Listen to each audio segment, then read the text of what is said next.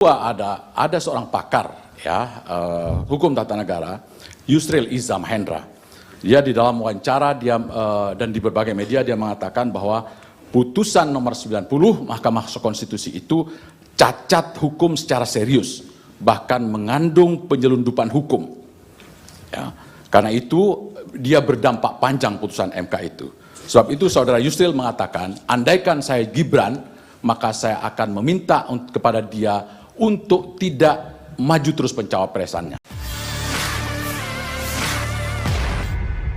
Tim pembela kubu Prabowo Gibran, Yusril Iza Mahendra tampak cukup tegang saat membalas sentilan pemohon, Lutfi Yazid. Momen tegang tersebut terekam dalam sidang lanjutan soal hasil Pilpres 2924 yang digelar di Gedung MKRI, lantai 2. Awalnya, Lutfi mengungkit soal pernyataan Yusril terkait Gibran. Hal itu sebagai buntut putusan MK nomor 90 PU21 2023. Yakni tentang ketentuan tambahan pengalaman menjabat dan keterpilihan pemilu dalam syarat usia Capres-Cawapres. Sebab itu saudara Yusril mengatakan, andaikan saya Gibran, maka saya akan meminta kepada dia untuk tidak maju terus pencawapresannya. Kata-kata yang mengatakan, andai kata saya Gibran, saya akan minta kepada dia, adalah kata-kata yang tidak logis. Andai kata saya Gibran, saya akan bersikap seperti ini, itu baru logis. Jadi yang saya ucapkan adalah, andai kata saya Gibran, saya memilih saya tidak akan maju, karena saya tahu bahwa putusan ini problematik.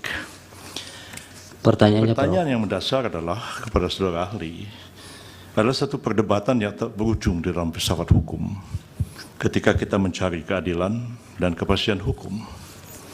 Kita tahu al-adlah adalah substansi daripada hukum itu sendiri.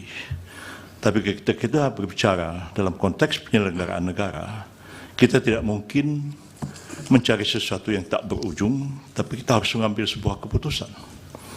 Bahwa betul putusan 90 itu problematik kalau dilihat dari filsafat hukum, etik, dan lain-lain. Tapi dari segi kepastian hukum, putusan 90 itu jelas sekali.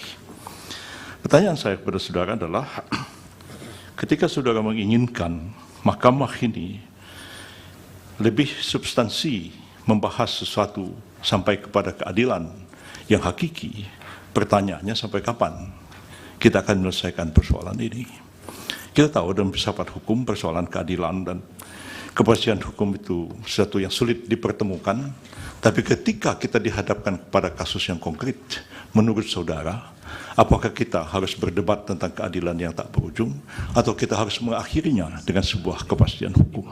Download Tribun X sekarang, menghadirkan lokal menjadi Indonesia.